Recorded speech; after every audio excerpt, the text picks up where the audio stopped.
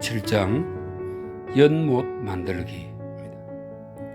사람들은 밭을 사고 싶다고 말할 때 마음속으로 땅을 떠올리지 물을 떠올리지는 않는다.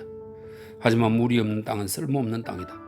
혼자 살던 식구와 함께 살던 집짐승을 기르든 농사를 짓든 하루하루 그때그때 할 일을 생각하더라도 가장 필요한 것 가운데 물을 빼놓을 수는 없다. 농사를 지을 때 꼭 필요한 두 가지가 있다면 그것은 충분한 땅과 더럽혀지지 않은 넉넉한 물이다. 메인에 찾아가자마자 우리가 물어본 말이 물이 어디 있느냐는 것이었다. 땅 주인 메리 스테크하우스는 자랑스러워하며 숲속에서 물이 퐁퐁 솟아나는 곳으로 우리를 데리고 갔다. 부엌 바닥보다 2m쯤 높은 곳에서 솟아나는 물은 중력 덕분에 집안까지 흘러들어왔다. 깨끗하고 차가운 물이 그치지 않고 흘러내렸다. 오로지 중력 덕분으로 말이다. 더 이상 무슨 말이 필요하겠는가. 하지만 우리는 연못이 있으면 훨씬 좋겠다고 생각했다. 여름에는 헤엄을 치고 겨울에는 스케이트를 타고 밭에 물을 댈 때 쓸 수 있는 연못이 있다면 여기에 연못이 있을까? 밭이 있는 서쪽으로 비탈진 언덕에는 군데군데 샘이나 물에서 자라는 풀이 돋아나 있었다. 그건 땅끄죽 가까이 물이 있음을 말해주는 것이다. 그 비탈에 습지가 한 곳 있었다. 지대가 낮아 그 한 해 내내 물이 고여 있는 곳이었다. 1000평이 넘는 물 웅덩이를 어떻게 연못으로 바꿀 수 있을까? 미국에서 흔히 쓰는 방법은 가까운 곳에 사는 건축업자를 불러다가 불도저로 땅을 파내 며칠 안으로 일을 뚝딱 해치우는 것이다. 거덕과 미덕, 돌덩이와 나무 뿌리들이 한때 뒤섞인 엄청난 쓰레기 더미를 남기면서 말이다. 우리는 다른 길을 찾았다. 손에 연장을 들고 우리가 나서기로 한 것이다. 연못이 될 땅은 적어도 한 세대 가까이 그 누구도 풀을 베거나 농사를 지어본 땅이 아니었다. 처음에는 까만 오리나무, 벚나무, 포플러, 버드나무들이 빽빽이 들어찼던 땅에 흰 자작나무, 발삼전나무, 가문비나무, 그 밖에 습지 식물들이 빠르게 번지고 있었다. 우리가 첫 번째로 할 일은 한창 나무가 자라난 우거진 숲을 없애는 일이었다. 불도저라면 눈 깜짝할 새에 어린 나무들을 없애버릴 것이다. 우리는 다른 방법을 골랐다. 연못 민흙은 황토 진흙이었다. 길이가 수십 센티미터가 되는 곳도 꽤 많았다. 이런 미턱은 나무 뿌리조차 뚫지 못했다. 진흙과 굳은 흙 속으로 뿌리 내리지 못한 나무는 진흙층을 따라 옆으로 뿌리를 뻗어갔다. 우리는 먼저 꽤 큰 나무 둘레에 난 풀부터 뽑아냈다. 그리고 나무 둥치를 뽑아내는 꽃갱이로 나무에서 뻗어나간 뿌리를 잘라냈다. 작은 나무는 손으로 뽑아내면 그만이었다. 잘라낸 뿌리와 몸통은 잘게 쪼개서 부엌 아궁이에 불을 지폈다. 큰 나무들은 이렇게 할 수 없었다. 곡괭이와 뿌리 파내는 곡괭이로 나무 둘레를 돌아가며 둥글게 고랑을 팠다. 옆으로 뻗어나간 뿌리를 나무에서 30cm쯤 떨어진 곳에서 자른 것이다. 그 다음에 땅에서 60cm 높이로 나무를 베어낸다. 그루터기 밑 진흥척으로 쇠 지뢰를 밀어넣은 다음 힘껏 지뢰를 들어 올린다. 이렇게 하면 그루터기 넥 가운데 3개꼴로 진흙에서 뽑혀 흔들거린다. 뽑아낸 그루터기는 잡목더미에 던져놓는다. 이런 일을 할 때 나온 나무 토막이나 그루터기는 하나도 태우지 않고 낮은 땅으로 옮겼다. 낮은 땅에 높이 쌓인 나무 덩이는 해를 넘기면서 썩어 주저앉고 중력 때문에 가라앉고 겨울에 내린 눈과 얼음에 내리눌려 땅끄죽까지 사그라진다. 그러면 진흙이나 미덕을 외수레바퀴로 몇 차례 실어다가 여기에 붓는다. 한 번 일로 숲에서 나온 쓰레기를 처리한 것이다. 한 번 일로 처리한 것이다.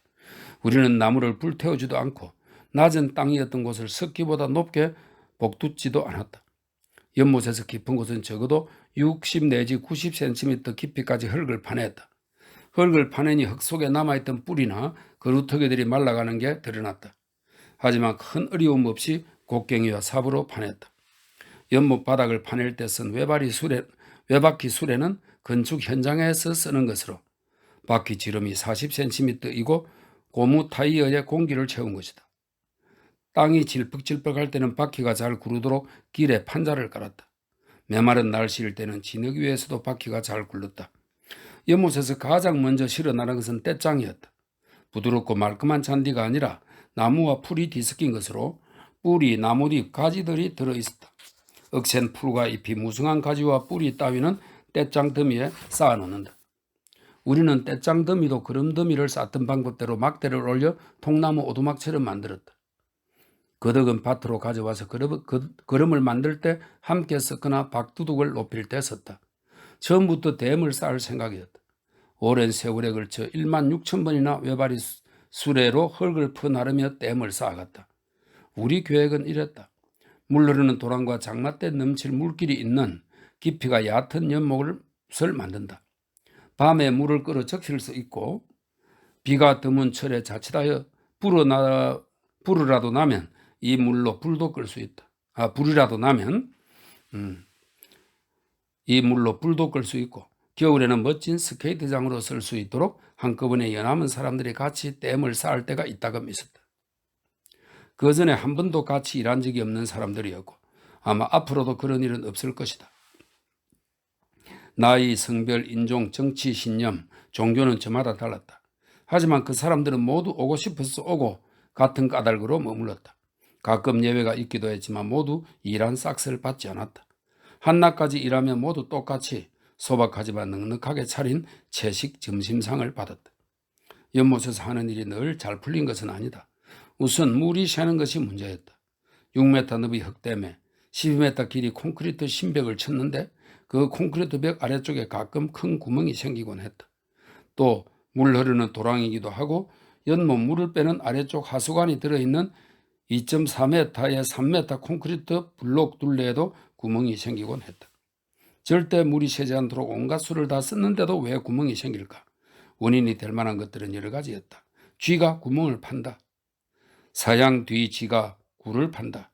얼음이 얼어서 콘크리트에 금이 간다. 콘크리트와 둘레 흙이 서로 다르게 팽창하고 수축한다.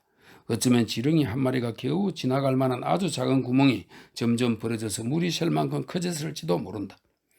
그렇게 작은 구멍만 있어도 물은 이 틈을 파고들어서 새 나가다가 나중에는 콸콸 흐르며 철벽 같은 댐을 벗어날 수 있다.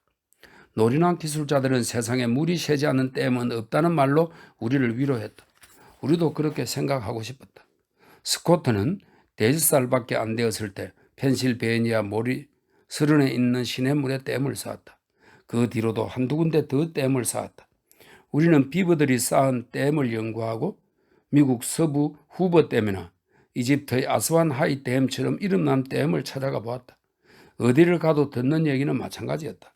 설계사나 건축가가 빈틈없이 설계한 대로 물 한 방울 새지 않는 댐은 어디에도 없다는 것이다. 물을 가둔 뒤 두고 보면 같이 물은 넘쳐 흐르든 파고 흐르든 뚫고 흐르든 돌아 흐르든 새 나갈 길을 찾아서 흘러 넘치거나 방울방울 새거나 높은 곳에서 낮은 곳으로 쏟아져 내린다고 한다. 처음에는 너저분한 물웅덩이에 지나지 않았던 연못이 차츰 개구리와 청개구리가 살면서 개굴개굴 시끄러워졌다. 아직 얼음이 다 녹지 않은 봄에 나타난 개구리들이 개굴거리며 사랑 타령을 해댔다. 개구리들은 요새도 봄이면 어김없이 나타나 노래를 부른다. 물이 고여 있는 곳은 봄마다 개구리가 알을 낳아서 올챙이를 기르는데 안성맞춤이다. 개구리들은 얕은 물과 진흙을 좋아한다. 우리 연못 깊이는 60cm가 채 안 된다. 개구리들에게 이보다 더 좋은 나군이 따로 없다.